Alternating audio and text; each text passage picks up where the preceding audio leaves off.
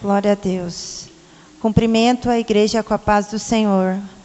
Amém, meus queridos? Amém para a irmã Vanessa. Agora para Jesus. Cumprimento os irmãos com a paz do Senhor. Amém. Amém. Glória a Deus. Louvado seja o nome do Senhor. Nos alegramos porque o Senhor nos deu vida, nos deu saúde. O Senhor nos levantou do nosso leito e nos trouxe à casa dele para que nós bendizemos e exaltamos o nome do Senhor. Grandes coisas fez o Senhor por nós e por isso estamos alegres. Aleluia. Louvado seja o nome do Senhor. Pastora Vilma falou comigo hoje e falou assim: eu quero que você ministre a mesma palavra que você ministrou no dia da vigília. E eu fiquei assim, meu Deus, eu ministrei essa palavra, mas Senhor, como as pessoas vão reagir? E Deus falava para mim assim: mas você se importa assim apenas com as pessoas ou você se importa comigo, o que eu tenho para falar? Eu falei: não, eu estou na tua dispensação. E eu falei: mas então confirme, Senhor. Amém para essa palavra? Confirma de novo, já falou através da minha mãe, confirma através dessa palavra. Que foi quando o servo de Deus, irmão Cristiano, louvou com esse louvor. Eu falei: amém, é essa palavra mesmo que Jesus quer falar. Então vamos fazer uso da palavra dele que se renova a cada dia, amém? Convido você a abrir sua Bíblia no livro de 1 Crônicas, capítulo 13. Louvado seja o nome do Senhor. Vamos ouvir a voz do nosso amado Mestre Jesus. Você está aqui nessa noite porque Deus tem algo na sua vida. Deus tem um propósito com você. Amém? 1 Crônicas, capítulo 13, do versículo 1 até o versículo 5. Diz assim a palavra do Senhor: E Davi tomou conselho com os capitães dos milhares e das centenas e com todos os líderes. E disse Davi a toda a congregação de Israel: Se bem vos parece, e se isto vem do Senhor nosso Deus, enviemos depressa mensageiros a todos os nossos outros irmãos em todas as terras de Israel, e aos sacerdotes e aos levitas nas suas cidades e nos seus arrabaldes, para que se reúnam conosco e tornemos a trazer para nós a arca do nosso Deus, porque não a buscamos nos dias de Saul. Então disse toda a congregação que se fizesse assim, porque este negócio pareceu reto aos olhos de todo o povo. Convocou, pois, Davi a todo Israel, desde Sior do Egito até chegar a Amate, para trazer a arca de Deus de Kiriate Jearim. Amém? Louvado seja o nome do Senhor. Versículo 3 só diz assim: tornemos a trazer para nós a arca do nosso Deus. Amém?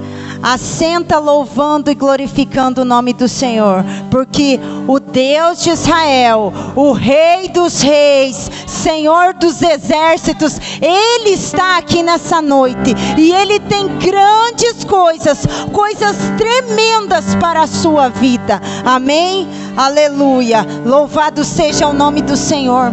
Para quem não conhece a história sobre a arca de Deus, também chamada arca da aliança, arca do concerto, arca do testemunho, alguns que conhecem a história sabem que quando o povo de Israel saiu lá do Egito, foi liberto, e eles vieram e caminhavam pelo deserto, Deus ordenou a Moisés que se construísse um santuário, um tabernáculo, para que Deus habitasse no meio do povo.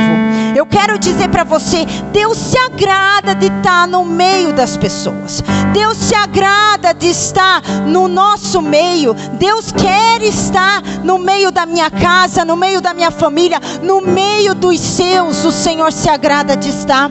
E Deus falou assim para Moisés: construa um santuário. E passou as medidas e passou como seria.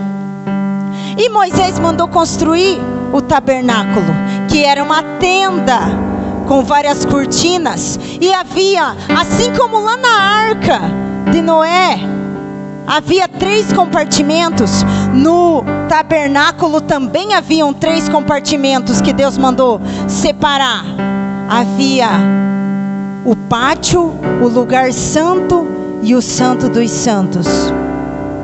E Deus também havia ordenado aos sacerdotes, que eram pessoas que estariam ali dentro do tabernáculo, fazendo os sacrifícios, oferecendo os holocaustos. E Deus ordenou a construção de alguns móveis para aquele tabernáculo, que seria o candelabro, a mesa dos pães, o altar incensário, o altar do holocausto.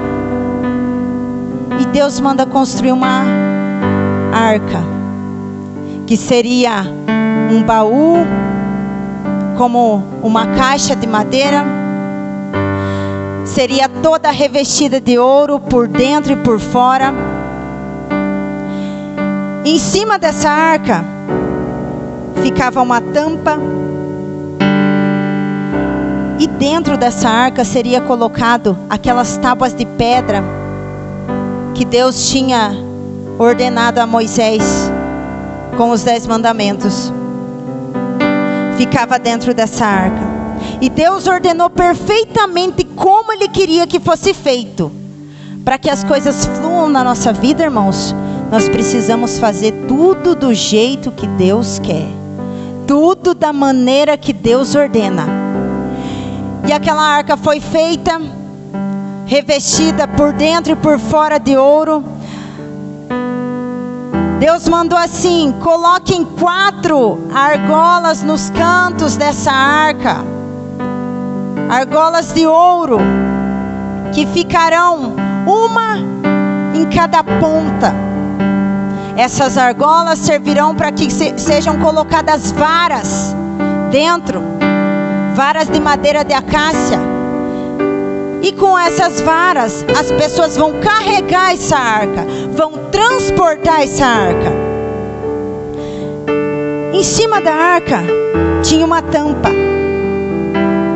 Essa tampa, Deus mandou que ela fosse feita de ouro maciço.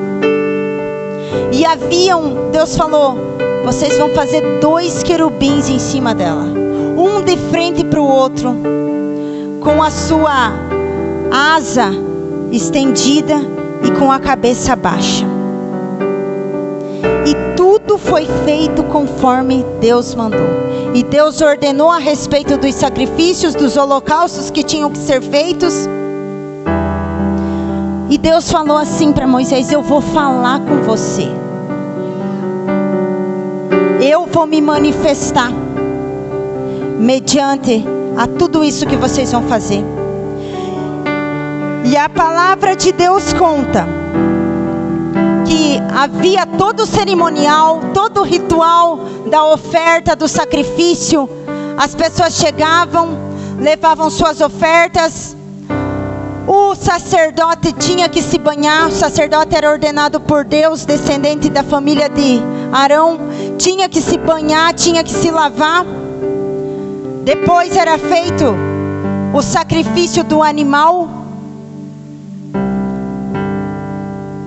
Eu não vou focar nessa parte para a gente focar a respeito da arca.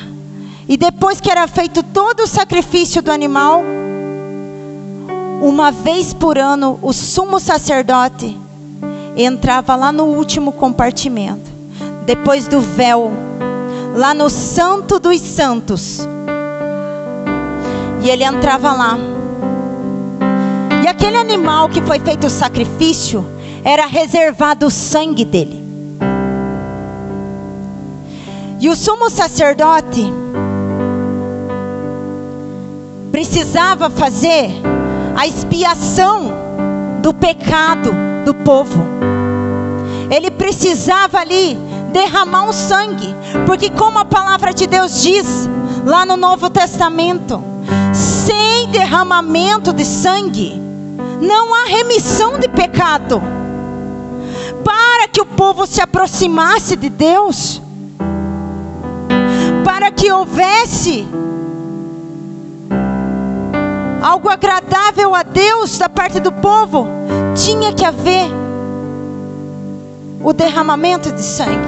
E aquele sumo sacerdote pegava aquele sangue reservado daquele animal sacrificado, que era o melhor animal que havia. Haviam bodes, carneiros, e eles separavam o melhor para o Senhor. E ele pegava aquele sangue e ele aspergia em cima da tampa da arca. E naquele momento, meu irmão, naquele momento que ele aspergia aquele sangue, Deus, através de uma fumaça, Deus começava a se manifestar ali entre aqueles querubins.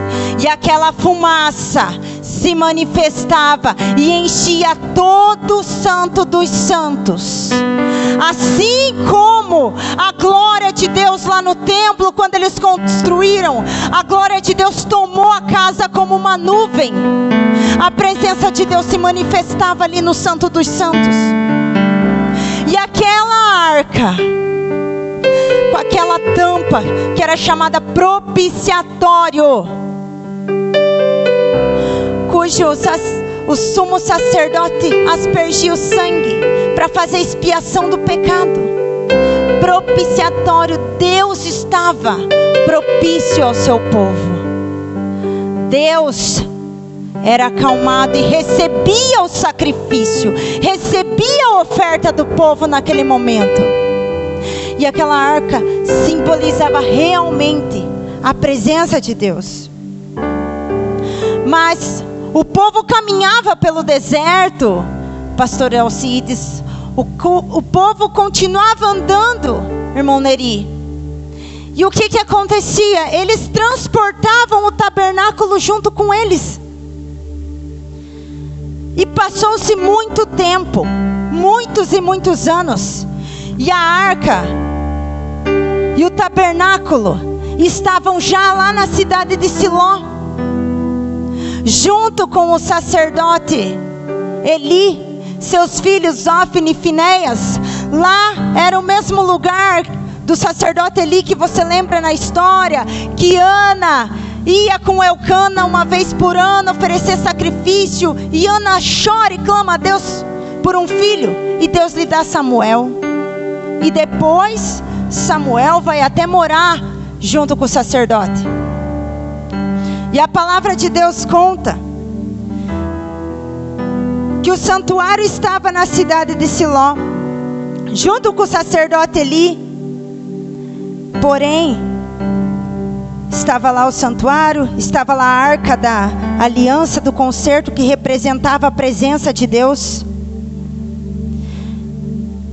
Mas os filhos de Eli eram homens terríveis, se prostituíam com as mulheres que ficavam na porta do pátio.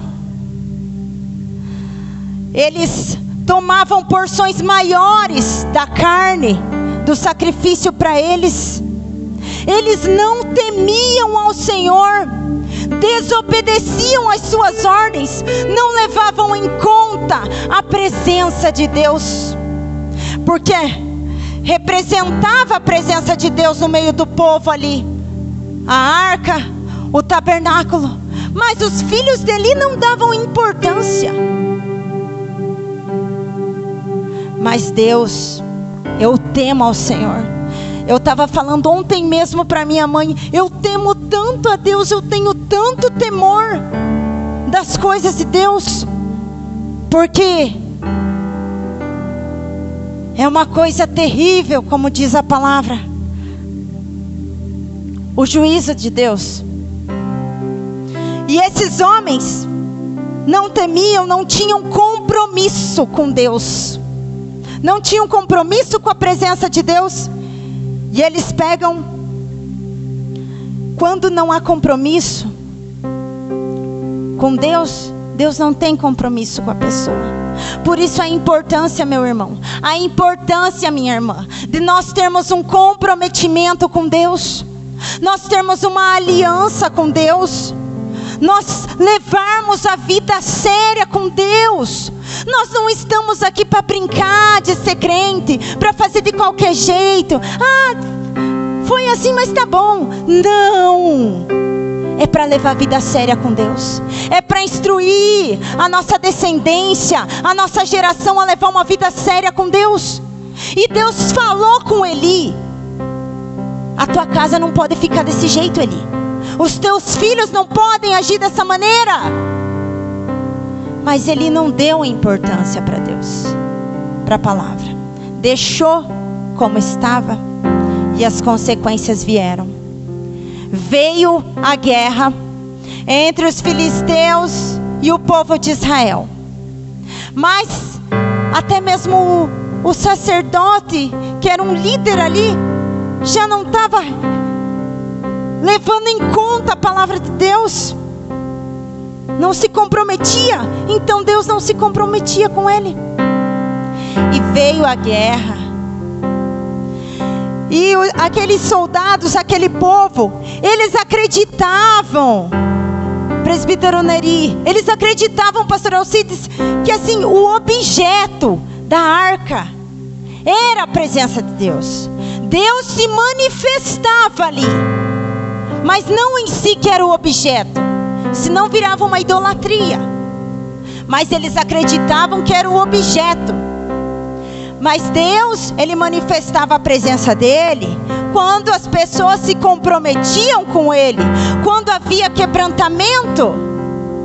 Lá no sacrifício tinha que haver um quebrantamento de espírito, tinha que haver um reconhecimento do pecado do sumo sacerdote, do pecado do povo, para Deus receber.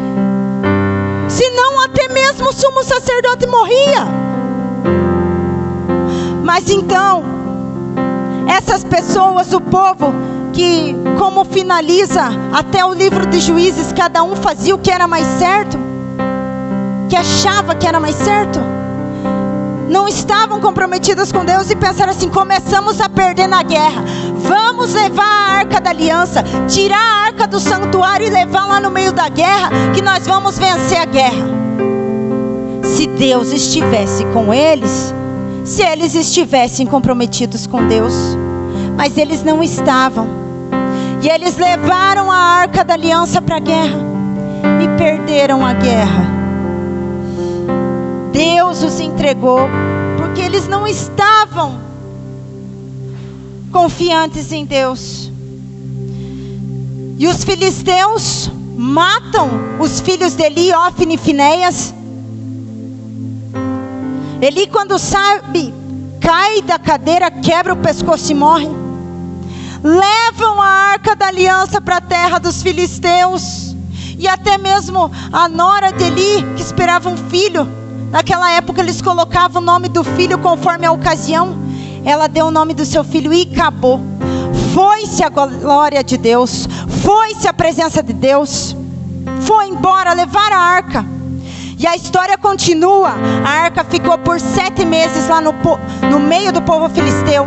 Eles levavam a arca lá pro seu templo, com o seu Deus. Eles colocavam lá. De manhã cedo o seu Deus amanhecia com a cabeça baixa. Novamente faziam isso. Amanhecia com a cabeça baixa, quebrado. E começou a vir muita doença, muita enfermidade, tumores. Por quê? Para ter a presença de Deus tem que reverenciar, tem que honrar, tem que saber que é o Deus vivo e altíssimo. Louvado seja o nome do Senhor. E aqueles filisteus estavam enfermos, doentes, desgraças, tragédias. E eles falam: vamos mandar embora daqui essa arca. E a arca eles colocam sobre um carro, que até fizeram fizemos uma prova na gincana dos jovens no domingo sobre um carro que era um carro com vacas. Colocam a arca lá em cima e mandam que a arca fosse sobre o rumo das vacas. E as vacas foram andando. As vacas chegam na região de Bet-Semes. Lá na região de Bet-Semes, campo de Josué, de trigo. Alguns israelitas já conheciam e dizem: essa aí é a arca da aliança, é a arca que representa a presença de Deus. Vamos levar, vamos trazer para nós. Os levitas tiram a arca de cima das vacas, oferecem sacrifício, holocausto. Mas o que eu quero dizer para você, Deus, como diz lá no Salmo 51, eles até fizeram sacrifícios, mas para fazer sacrifício, Deus quer um sacrifício com o espírito quebrantado. Deus não quer um sacrifício apenas de vir e fazer uma repetição ou algo costumeiro. Deus quer um sacrifício, como diz lá no Salmo 51, versículo 17: sacrifícios agradáveis a Deus são o espírito quebrantado, coração compungido e contrito não desprezarás, ó Deus. Aquele povo fez até um sacrifício lá, o povo de Bet-Semes, mas era um sacrifício voltado para o Senhor. Tanto que os próprios homens de Bet-Semes depois foram lá e olharam dentro da arca, e morreu 70 homens por causa disso. Eles estavam mais voltados para o objeto do que o dono, do que o Criador dos céus e da terra. Louvado seja o nome do Senhor. Aí, com mais aquela situação de morte ali naquela região, eles decidem mandar para outro lugar a arca. E fala assim: vamos levar a arca lá para Kiriat Jearim, na casa de Abinadab. E consagram o filho dele chamado Eleazar para cuidar da arca. E ali naquela casa de Abinadab, a arca fica por um período de 20 anos. A presença de Deus estava ali 20 anos. Mas conjecturo eu que na casa de Abinadab ficava ali a arca. Talvez eles tinham um pouco de medo, que eles apenas deixavam a arca parada ali, mas não davam aquele reverência, aquele respeito, aquela atenção. Quero dizer para você, jovem, irmão, irmã, Deus não quer ficar apenas como telespectador na tua vida. Deus não quer ficar parado. Deus quer se envolver com você. Deus quer se manifestar em você. Deus quer se expressar na tua casa. Ele não quer ficar como lá na casa de Abinadab, apenas parado. Ele quer que você se envolva com Ele. Louvado seja o nome do Senhor. A presença de Deus precisa que nós façamos, como diz lá no livro de Tiago: chegai-vos a Deus, e Ele se chegará a vós. Aleluia. Louvado seja o nome do Senhor. E durante esse período de 20 anos que essa arca ficou lá, a presença de Deus ficou lá, Davi já foi coroado rei. E Davi sente aquele desejo ardente, queimando no seu coração, de trazer a arca para Jerusalém. Ontem eu estava aqui junto com as meninas da coreografia no ensaio, e eu achei maravilhoso quando a Elisandra falava assim, que a avó dela dizia para ela: deixe teu coração queimar por Jesus. Eu achei tão maravilhoso isso. E assim, eu imagino que Davi estava queimando o coração dele para trazer a arca, de Deus de novo para Jerusalém. Tanto que ele diz assim: tornemos a trazer a presença do Senhor, tornemos a trazer a arca do nosso Deus. Louvado seja o nome do Senhor. E Davi reúne todo o povo e decide: vamos, tornemos a trazer a arca do nosso Deus. Davi chega na casa de Abinadab. Mas olha o cuidado, meu irmão. Olha o cuidado, minha irmã. É maravilhoso, Deus é perfeito, a presença dele não tem explicação. Mas chega lá, Davi quer fazer o quê? Eles mostram um carro novo que tem ali, um carro de bois. E Davi decide o quê? Vamos levar a arca, vamos colocar a arca em cima do carro de boi e vamos levar. Mas você se lembra lá no livro de Êxodo, Deus falou para Moisés para colocar 4 argolas, uma em cada ponta da arca, e colocar varas de madeira de acácia, para que a arca fosse o quê? Carregada, transportada por pessoas que iriam carregar. Mas Davi, naquela ânsia, e ele vendo: tem um carro novo aqui, um carro de boi, vamos pôr ali. E Davi repete a mesma coisa que os filisteus fizeram. Coloca o carro, assim como os filisteus colocaram em cima das vacas, Davi coloca em cima dos bois. E vão. E vai ali Uzá e Aiô, que eram os filhos de Abinadab. Não eram levitas, mas iam guiando o carro. Mas, meu irmão, olha o cuidado com as coisas de Deus. Olha o temor com a presença de Deus. Nós não podemos fazer as coisas querendo fazer como o mundo faz, ou querendo levar a presença de Deus como o mundo leva. Os filisteus fazem assim, vamos fazer assim. Não! Isso traz consequência negativa. E a palavra de Deus conta que os bois tropeçaram, e Uzá, que estava na frente, na hora que eles tropeçaram, foi colocar a mão para segurar na arca, e ele morre naquele momento.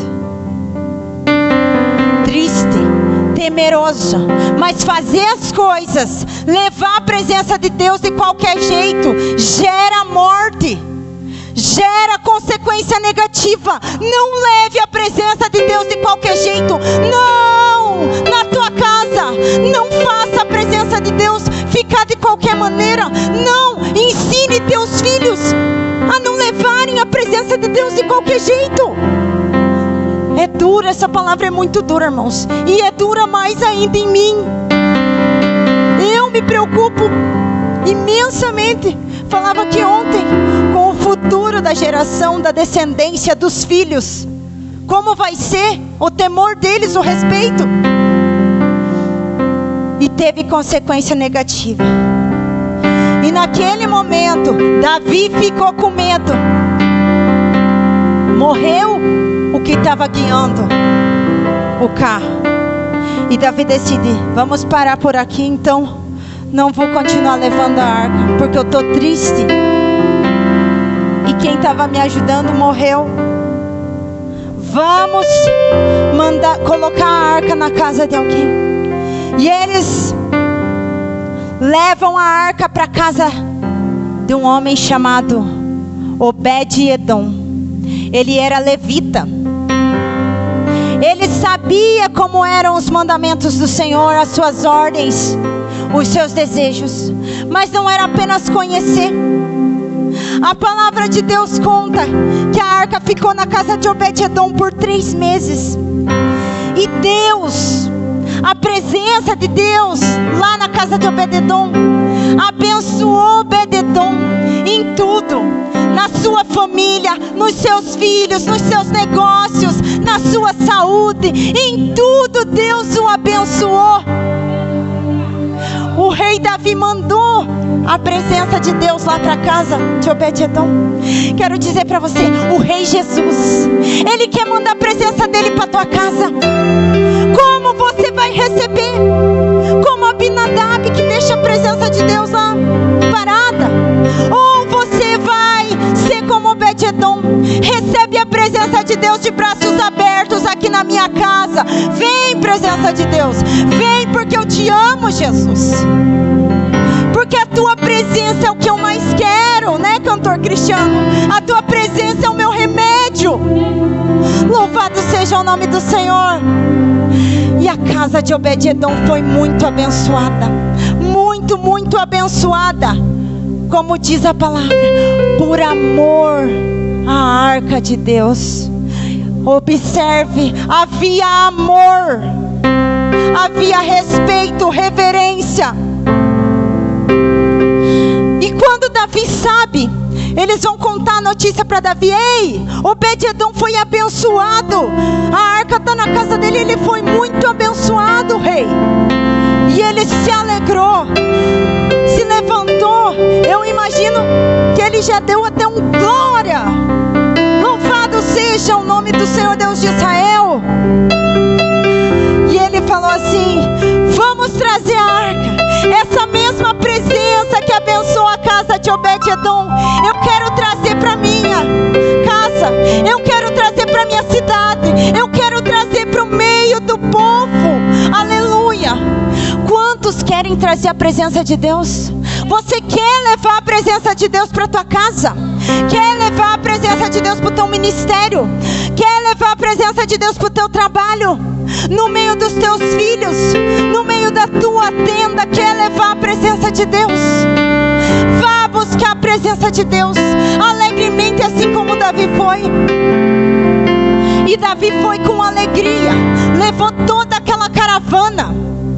E eles iam com música, cantando, dançando, se alegrando. E chegando lá, Davi chama os levitas para virem transportar a arca, porque dessa vez é diferente. Não tem como levar a presença de Deus do jeito que você acha que é certo. Não é o jeito que eu acho que é certo, que você acha que é certo. É o jeito que Deus se agrada. É o jeito que Ele diz que é para ser, que é certo. Louvado seja o nome do Senhor. E Davi preparou uma casa, um lugar especial para a arca, e armou a tenda lá. Louvado seja o nome do Senhor. Chamou os levitas: vamos trazer a presença de Deus.